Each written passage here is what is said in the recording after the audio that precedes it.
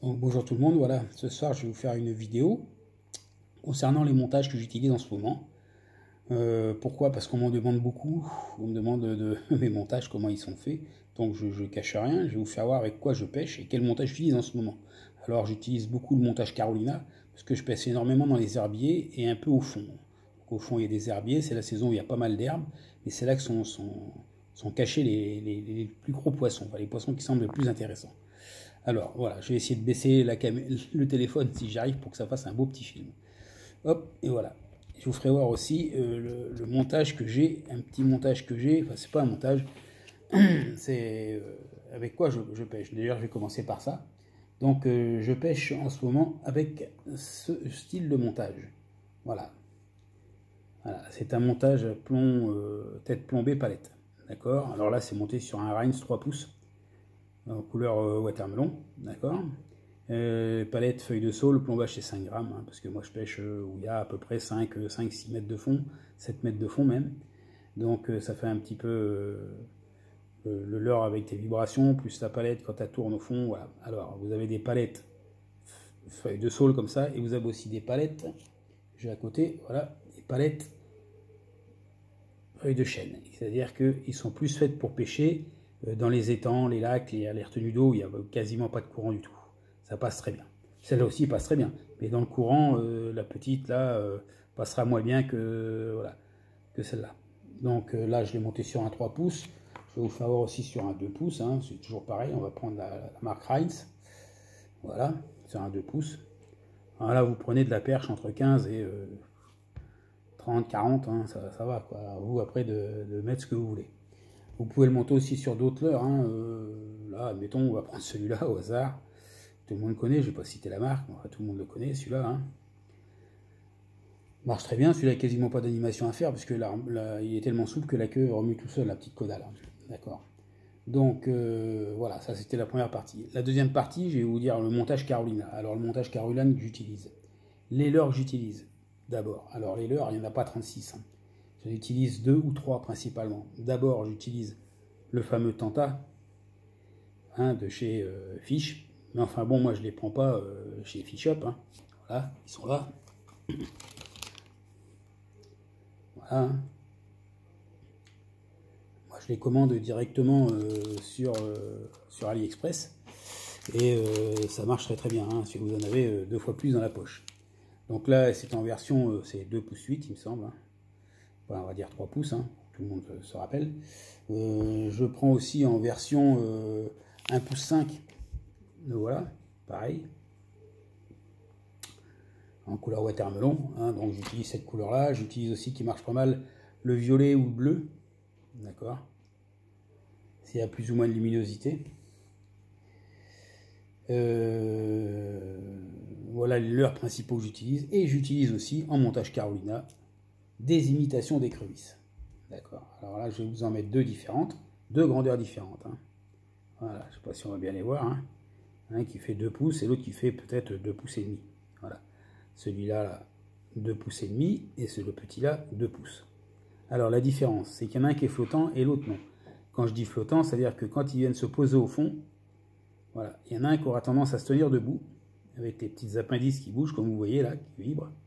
Et celui-là, quand il est posé au fond, il est posé au fond. Donc là, c'est la traction. C'est souvent quand vous tirez qu'il y a la touche. Celui-là, c'est quand il descend que ça bouge, ça vibre tout seul. Alors là, c'est terrible. Celui-là, il est souvent gamé. Hein. Donc, je vais vous faire voir le montage que j'utilise. Alors, bien sûr, les hameçons, ben, c'est suivant la taille hein, que vous utilisez. Hein. Je rappelle que je crois que c'est les leurres 3 pouces, hein, ça se met avec des hameçons numéro 2 ou numéro 4, je sais plus. Il y a un numéro d'écart. Et les petits comme ça, là, les 2 pouces, moi j'utilise les hameçons numéro 6.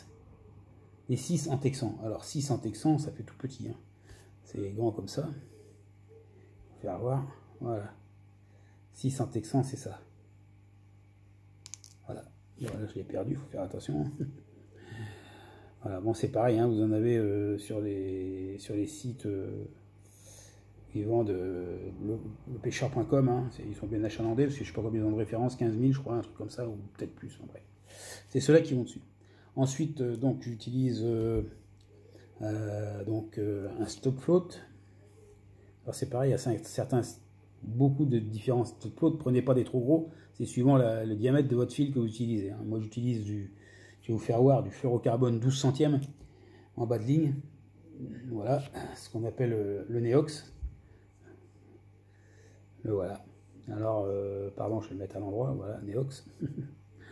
Alors je pense que au niveau force, c'est déjà le plus costaud, hein, un diamètre égal.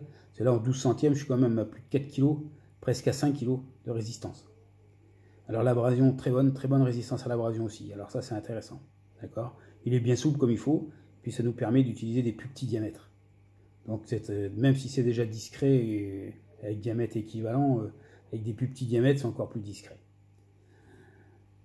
Donc voilà, bon c'est sûr, si vous tombez sur un brochet, 12 centièmes, il ne fait pas un pli, quoi. Mais je veux dire qu'un brochet avec on va dire, 55 centièmes, un petit brochet qui fait les petits brochets qui vous coupent les fils, là, qui font 40, ça suffira amplement. Mais vous avez aussi des gros diamètres. Le seul inconvénient, c'est que ça coûte cher, et que les bobines, c'est soit des 25 ou soit des 50 mètres. Voilà, ça coûte horriblement cher. Hein. Celui-là, le 50 mètres, c'est entre, on va dire, entre 30 et 40 euros. Plus près de 40 que de 30. Voilà. Donc ça, je vais utiliser 40 cm en longueur pour faire mon bas de ligne. J'ai utilisé aussi un petit amortisseur en caoutchouc. Voilà, on enfilera sur le fil pour amortir le plomb balle. Et voilà. Il fait 5 grammes, tungstène. Pourquoi? Parce qu'il pénètre mieux dans l'eau. Voilà, parce que bientôt il n'y aura plus de plomb, hein. Il faut bien prendre ce qu'il y a. C'est pareil, hein, sur AliExpress ça coûte beaucoup moins cher. Et ensuite pour les fervents du montage Carolina à 100%, une perle. Alors les perles rouges, il existe des perles de verre, hein, je précise bien, des perles de verre rouges, des transparentes ou translucides comme vous voulez. Hein, il en existe de plusieurs couleurs. Pourquoi ils mettent ça les gens? Parce que ça fait un bruit quand le plomb vient taper dessus. D'accord. Alors moi je me suis aperçu que les perches s'habituent un petit peu à tout. Donc moi je pêchais comme tout le monde avec les perles en verre et j'ai décidé d'arrêter. Et c'est pas plus mal, hein. C'est pas plus mal. Les poissons se méfient pas du tout parce que à force de savoir que quand il y a un bruit, ils se font prendre. Ils reviennent moins facilement. On les leurre moins facilement. Jusque là, c'est impeccable. Pas de problème. Et donc voilà. Donc alors on va commencer. On va faire le montage. Donc là j'ai mis je vais vous faire voir, j'ai le fil qui arrive de mon moulinet. Alors c'est un fil un peu spécial que j'ai monté, hein, et voilà, ouais. Je sais pas si vous allez le voir, voilà, on le voit en haut. Voilà, hein, il fait les couleurs rouges à peu près. D'accord. Donc dans un premier temps, qu'est-ce que je vais faire? Dans un premier temps, je vais mettre le stop float. D'accord. Donc les stop float, les voilà, hein, c'est des petits trucs. Donc là c'est pas dur, hein. Vous mettez dedans, hop, on en prend un. On le fait coulisser.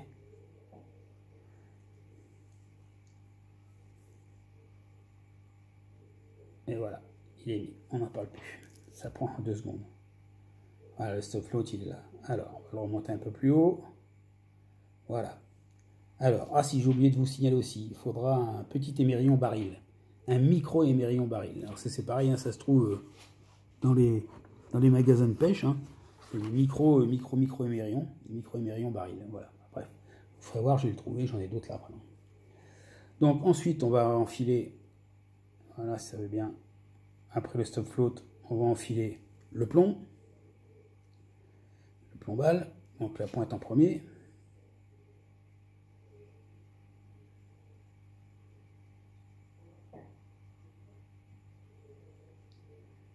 Voilà. Hop. Et voilà. D'accord. Ensuite, je vais enfiler ma petite perle en caoutchouc. Alors, ceux qui utilisent des perles de verre, c'est le moment ou jamais de la mettre. Soit vous la mettez maintenant, ou soit vous en mettez pas si vous voulez pas l'utiliser. Si ceux qui veulent en mettre, c'est maintenant qu'il faut la mettre. C'est-à-dire qu'on la met entre le plomb balle et la bille en caoutchouc. Moi, j'en mets pas, donc je mets directement la bille en caoutchouc.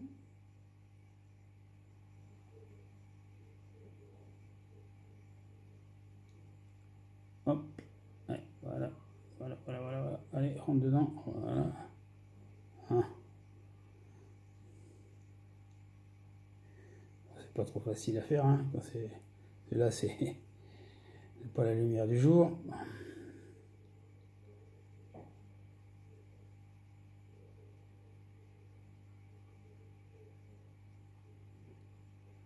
Voilà.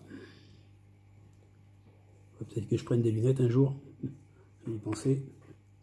Donc voilà, donc vous avez votre stop float ici, votre plombal ici, et la butée en caoutchouc qui va permettre d'amortir sur le nœud pour pas qu'il y ait d'usure du nœud. Donc ensuite, on va prendre un petit émerillon baril. Alors, puisqu'il doit être sur la table, je vais en sortir un autre, puisque j'en ai un autre. Enfin, je crois que j'en ai un autre. Ce serait vraiment dommage que je l'ai perdu, le mien. Si j'en avais pas 36. Enfin bref, on va prendre un émerillon baril que j'ai là. Voilà. Donc voilà, il n'est pas gros. Et voilà. Donc, un petit émerillon baril, un micro émerillon baril. Voilà, moi j'ai laissé un bout de fil pour le faire voir. Voilà. C'est pas gros du tout, hein. C'est tout rikiki. Tout rikiki, tout rikiki. Donc là, pour les besoins, j'avais mis un morceau de fil pour pas le perdre. Donc le bout de fil de la canne, on va le prendre, on va venir l'attacher à un bout du baril. Voilà. Hop. Et on va y mettre un nœud, un nœud de cuillère. Hein. C'est tout simple. Hein.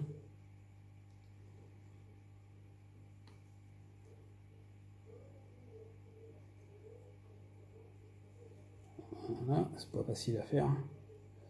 La caméra là, devant là. Donc on tourne.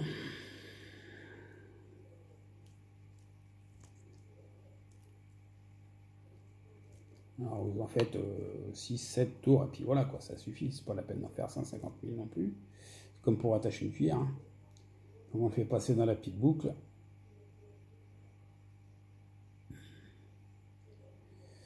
On tire un peu dessus et on mouille avant de serrer.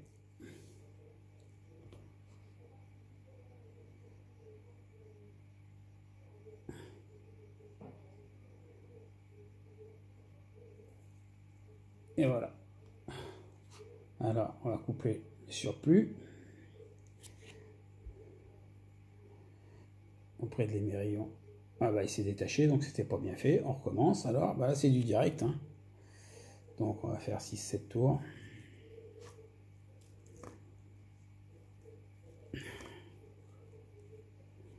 Voilà.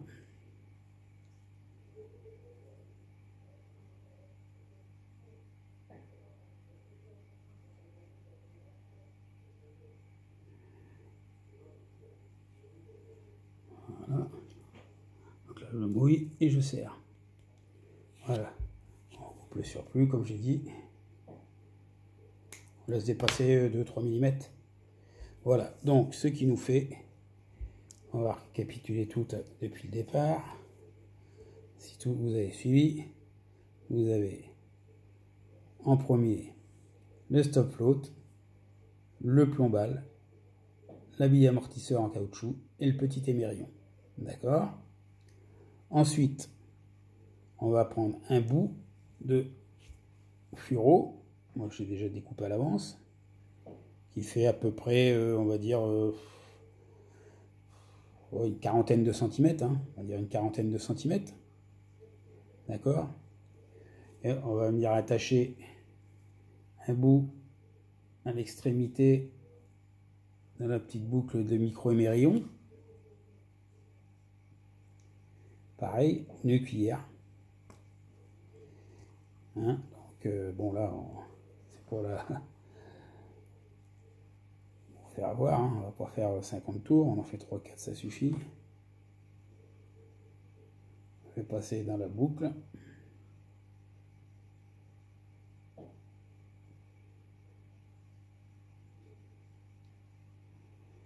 C'est pareil, on serre, on aurait dû mouiller. On va couper l'excédent. Voilà, on laisse toujours dépasser de 3 mm.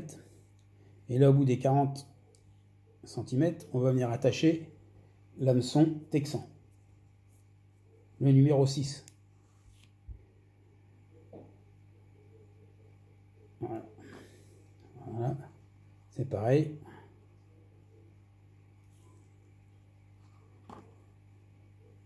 Quatre, 5. Et voilà, on le fait passer dans la boucle.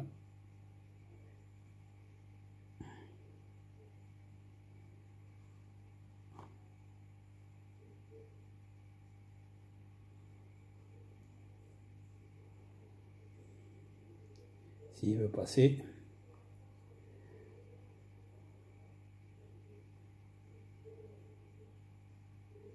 Ce qui n'est pas évident quand on fait avec du petit fil.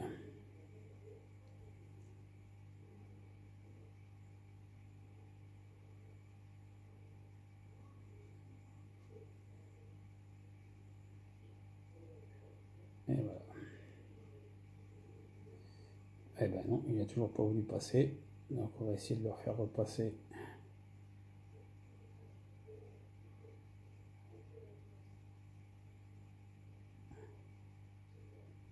Je pense que c'est bon.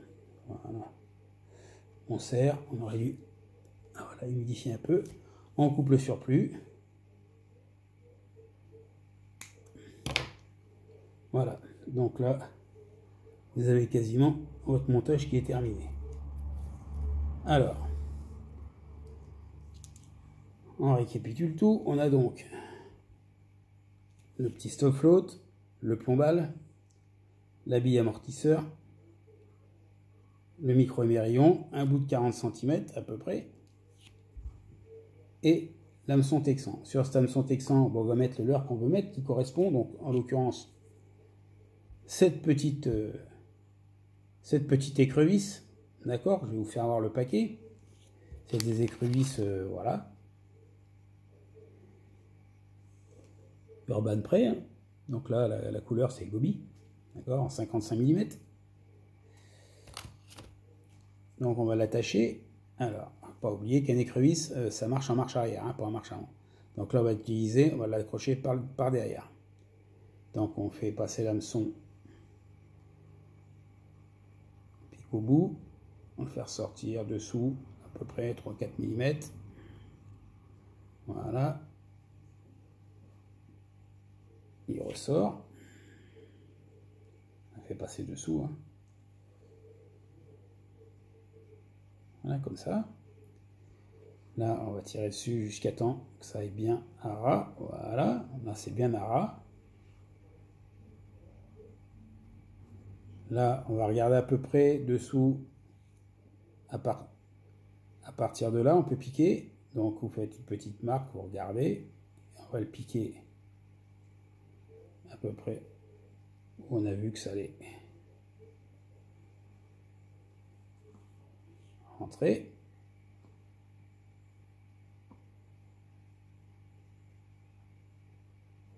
Là.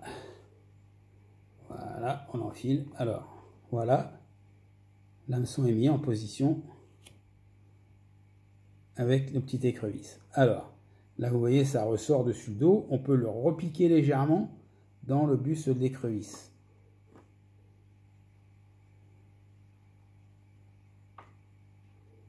Voilà, c'est rentrer la pointe, ça gêne rien du tout. Et là, vous pouvez passer votre doigt dessus, ça accroche pas.